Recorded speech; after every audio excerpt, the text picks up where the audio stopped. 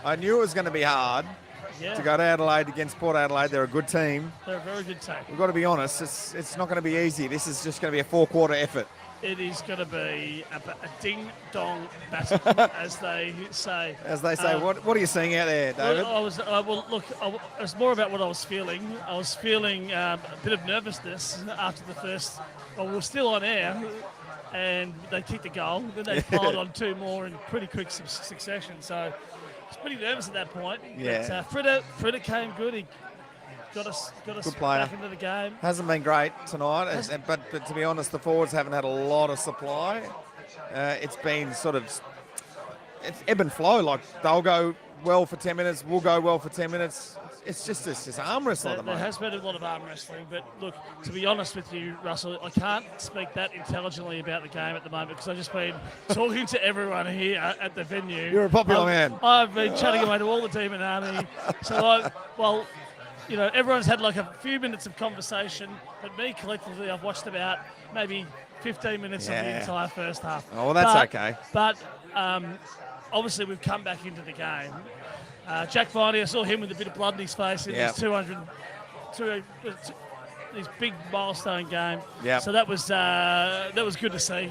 We're always going to see that. We always see that from him. He's getting better. He's getting better and better, that guy. To see your old teammates, Jay Viney and Todd Viney up in the stands. I did indeed. It was great to see them there. It was a Viney fest. Very, very tight family.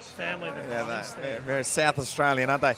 Well, I mean, as far as I'm concerned, and listening to the Demon Army, because it is packed up here with Melbourne supporters. Everyone's going off. Everyone started getting excited.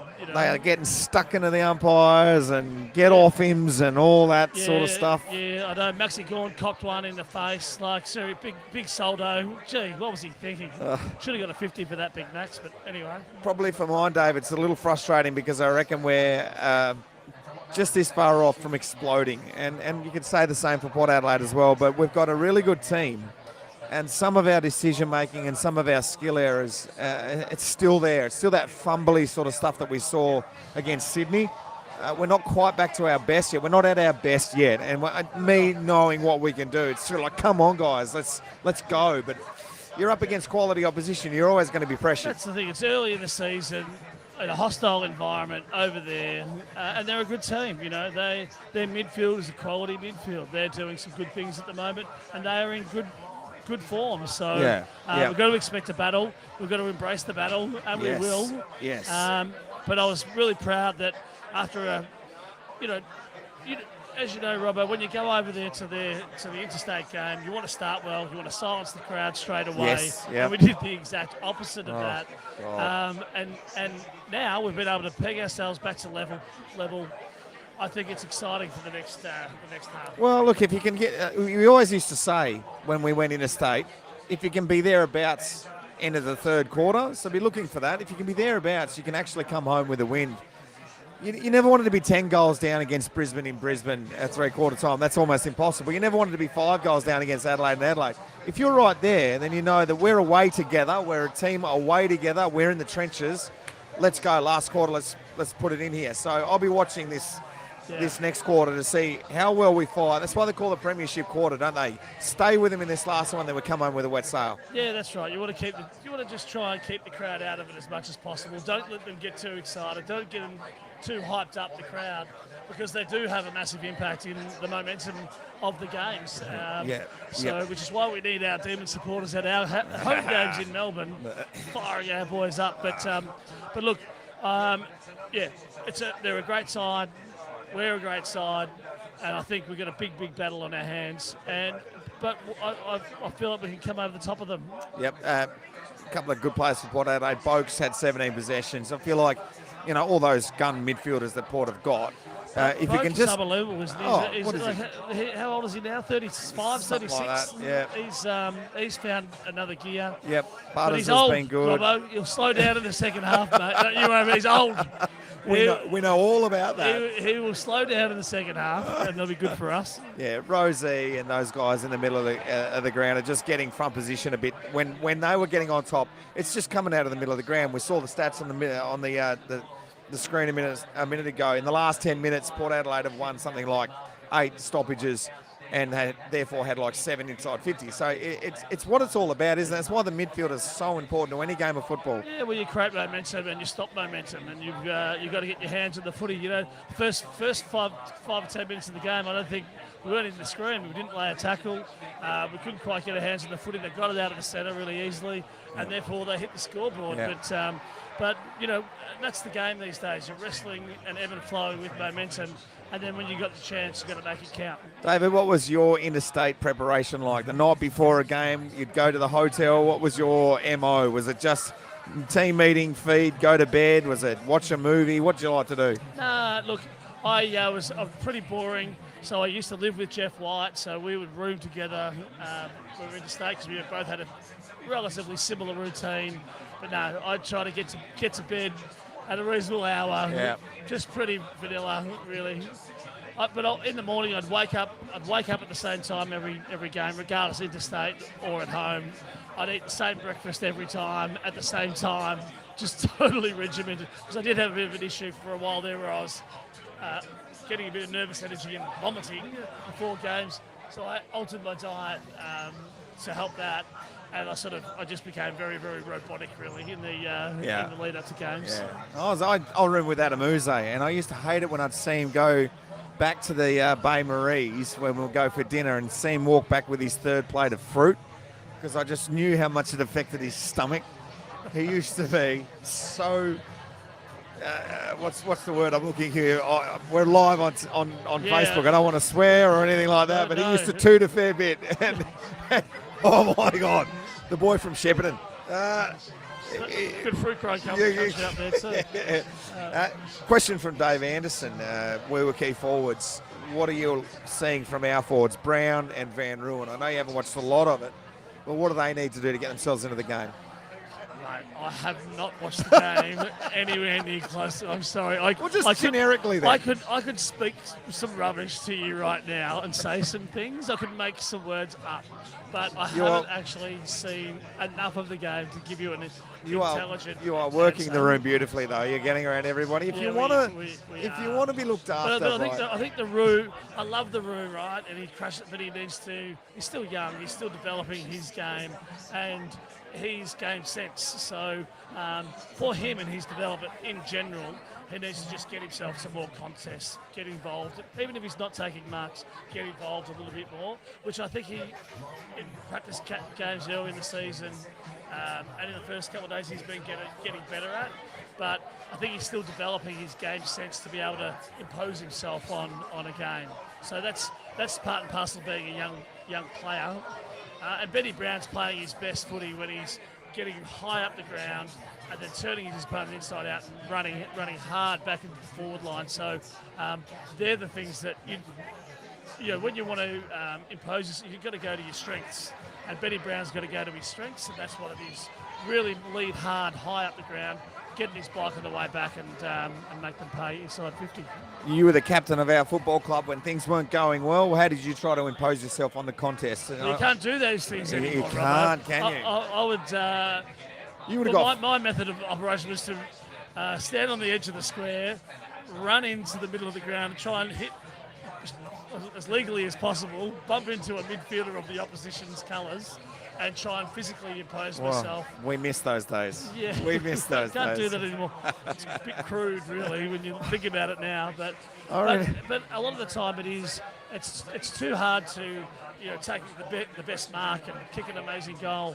You've got to go back to go and make a tackle, go and shepherd for someone, do some things like that are right in your control that you can really control the outcome of, and that gets you involved and engaged and energised in the game, and then the bigger things flow from that. They really do put a lot of emphasis on controlling energy, controlling your calmness in a game of football. Try to keep it all pretty much the same. We don't need you going over the top. We don't need you going under. So it's probably well said what you say there. What was going through your head, though, when you saw Luke McCabe in front of you? Can you take us back to that moment? I know it's a long time ago. Yeah. Can you take me back to that feeling of after you kicked the goal as well? As well as the hit? Well, in the moment, the ball, it's sort of see ball, get ball, right? So the ball's there. it lands in my pathway. Poor old Luke McCabe, he was very brave, but when you're 100 kilos and he's 78, I was always going to barge through. So, but look, it was great to be able to get, particularly at that time in that year, it started 2002, after a poor 2001. Our side had been questioned. We were questioned about our physicality and all these different things. So to be able to sort of make a statement as a captain was important. But yeah, the whole thing's been replayed a million times.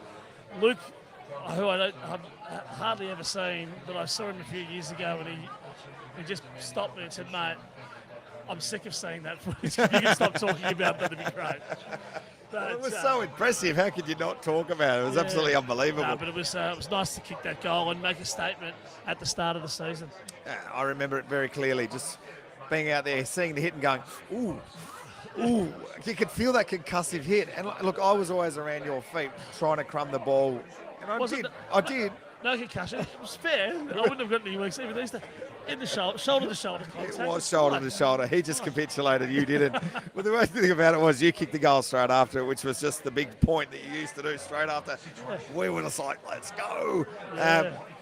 Where was I going with that one? I used to try to crumb the ball from you. And your thing to do when you were manning up on another big backman was just to give him that big whack across the chest. That big concussive hit. And I used to be like, oh, God, that's got to hurt. You'd be on a Wakeland or someone like that, just bang, and try to take the mark. And more often than not, you did take the mark. Was that something you practiced a lot? Well, it's just it's body positioning and things like that, and being aggressive. So, part of the thing, obviously the defender wants to be all over you as a forward and that sort of thing, but the whole thing was get in first and take the position, understand the drop of the ball and protect that drop of the ball. So, doing that, like getting a big hit in early, was part of the job, I suppose. Part of the job, and you were the captain, so you had to always be the guy too. Well, I'm glad I wasn't a captain. I mean, it would have been nice, but I'm glad I wasn't ever a leader. I could just sort of do my own thing. I didn't have the pressure of... How much pressure was it to be the captain of the Melbourne Football Club, the oldest football club, and be the top dog? You were a leader at our club. Don't worry about that. Don't listen to that, people out there. Robbo was a leader at our club. But yeah, it is a different experience being the captain. And I learnt a lot about myself, really, initially, coming into it at the age of 25. Just have to understand myself a little bit more, understand my leadership style, understand that it's not just about you. You've got to sort of look outside yourself a lot more. So it was a great learning experience for footy and for life. Neil Danaher was your coach too, and I know you guys had a great relationship then, and you still do now. In fact, this whole place that we're in right now has got a lot to do with him too, doesn't it? Because of your passion for the man, what he's gone through and making the money through the Brumanity beer, a little bit of the money that every beer that's sold, a little bit goes to Fight MND. Yeah, that's right. So we started back in 2015 with the idea that a little bit of every beer can do a little bit of good. So there's a little bit of each beer that we sell from the wholesale perspective. It goes into a little kitty, and then we try and maximise that. We work with partners, and we're working with Coles coming up. We're doing a Big Freeze beer coming out for this year's Big Freeze 10, which is going to be enormous. Yep. I've had a look at the beanies, actually. I've got a sneak peek at the beanies this year, being the 10th year. The Really? beanies are a little bit special this year, so Wow. I can't say too much, but they're going to be amazing. But yeah, we've raised about $970,000 with all the different things that we've done, not just us, but by partnering with people in different projects. Trying to build our own little Big Freeze army within our own Brumanity sense. Yeah. So we're nearing in on $1 million, which we'll achieve this year, which will be enormous and something that we hope that we'd be able to do, but we're on the precipice of raising a fair bit of money for the cause and for Neil, and love the guy. We have a lot of fun on the drive, don't we? We do. What's a story that sticks out to you the most? Can we tell the story about the lost keys or something like that? It's great stories. the lost keys. Wasn't that Wardy's fault, that one, I Well, think? it was Daniel Ward's fault, but no, we got a sponsorship from RACV, right? So which is great. We're very thankful. But we're driving the RACV van around, which is all fine. We get to the last night, and all of a sudden I can't find the keys to the RAC van. I said, I thought Hoppy, our old mate Hoppy that we've spoken about earlier. Where is he? Hoppy's taken these keys. So I blamed him. I got pretty dirty on Hoppy. He swore black and blue that it wasn't him. Anyway, couldn't find the keys. So we got our RAC. Now, RACV actually had a real RACV driver. So then we had the RACV driver trying to break into our RACV car, which he couldn't do because the locks are too good. He couldn't break into the RACV car. So we got the RACV guy, couldn't work the RACV. Then we had to get an RACV truck to come and tow the RACV thing back. All because we couldn't find these keys. We told everyone, check their pockets, check every bit of clothing. So what happened? Daniel Ward, a great defender, half back, beautiful, lovely guy. About a year later, he puts this jacket on he hadn't worn for a while. Oh, no. When was it? Oh, since the last time I heard drive. Hands in the pockets. Oh, there's the keys. Sauce head. Cost us $2,000 to replace the keys, by the way. But anyway. Mate, before we let you go, one of the great stories too was I think it was the next year we had a Volkswagen bus sponsorship type deal that you organised. I am not lying when I tell you that car broke down 10 times. One of them was no petrol. That's our own bad. But we're in the middle of the Geelong freeway, just outside of Geelong. This car comes to a halt. Cars are flying back. I'm in the back seat looking at cars just coming. What do we do? The drive just started. We'd left Werribee. We didn't make it to Geelong, and it had broken down. And it just so happened that the closest mechanic, it was like going to a graveyard of Volkswagens. It was the best place to break down if you were driving a Volkswagen. I love that you always make a positive out of massive negatives, Dana. I know. Well, let's make a positive out of this game over here in Adelaide. Come on, Demons. We need the dub. We'll be seeing you next week, a Very Melbourne podcast. Hopefully, Brad Green will turn up next time. Come on, Green. See you, Dave. Thanks, mate. Cheers, guys.